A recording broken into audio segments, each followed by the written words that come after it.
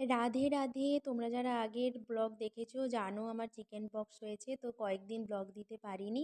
আজকে আবার ফিরে এসেছি। আজকে দেব পুরীর ডিটেলস ভিডিও। ব্লগটা কিন্তু লাস্ট পর্যন্ত দেখো জগন্নাথ মন্দিরের দর্শন করার জন্য। তো আমি দেউলি এক্সপ্রেসে করে যাচ্ছি। এটা ছিল চেয়ার কার। তো দেউলি এক্সপ্রেসে করে আমি বেলদা থেকে পুরী যাচ্ছিলাম।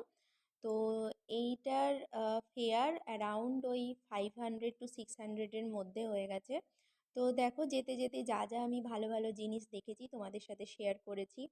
একটা নদী ছিল, একটা ব্রিজ ছিল, তারপরে তো যতই আমরা উড়িষ্যার কাছাকাছি আসতে শুরু করেছি বেশ পাহাড় দেখতে পাচ্ছিলাম, আর খুব কাছেই ছিল পাহাড়। বেশ ভালো লাগছিল। And introducing my husband. And আমরা কটকে একসাথে মিট করেছি। ও আবার দেউলিতেই চাপলো, তো সেই একই ট্রেনে করে আমরা পুরী পৌঁছে গেলাম। তো পুরীতে গিয়ে স্টেশনে পৌঁছে আমরা অটো ধরে আমাদের লজে চলে যাচ্ছিলাম। তো পুরীর স্টেশনের ভেতরেই থেকেই তোমাদেরকে কিন্তু অটো বুক করে নিতে হবে, আর অটোর দাম অনেক বেশি বলবে। বার্গেনিং করে কোনো লাভ নেই, ওরা কোনো কথা শুনবে না।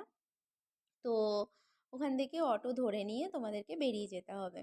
তো আমরা যেহেতু মন্দিরের আশেপাশে একটা হোটেলে ছিলাম, তো হোটেলে পৌঁছে একটুখানি ফ্রেশ হয়ে নিয়ে আমরা মন্দির দেখতে বেরিয়ে পড়েছি। তো দেখো কত ভিড় মন্দিরে, প্রায় প্রচুর লোক ছিল। আমরা যখন যাই রাত 8:30 বাজে, তখনও এই অবস্থা।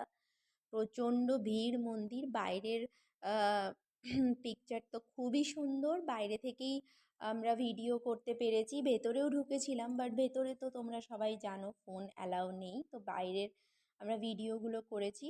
আর আমি এখন ফোনে কথা বলছি মায়ের সাথে, মাকে একটু ভিডিও কল করেও দেখাচ্ছিলাম। তো দেখো কত লোকের সমাগম। আর এভাবেই আমরা রাত 10টা 11টা পর্যন্ত ওখানে ছিলাম। এরকমই লোকজন ছিল। পরের দিন সকালে গেছি, আরও বেশি লোক, প্রচুর লোক। তো আমাদের জগন্নাথ দেবের দর্শন করতে হলে কিন্তু অনেকক্ষণ লাইন দিয়ে ভেতরে ঠেলাঠেলি সহ্য করে তোমাকে জগন্নাথের দর্শন করতে হবে।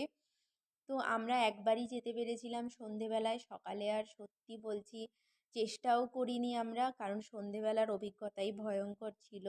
তো আজ এইটুকুই থাক। Thank you.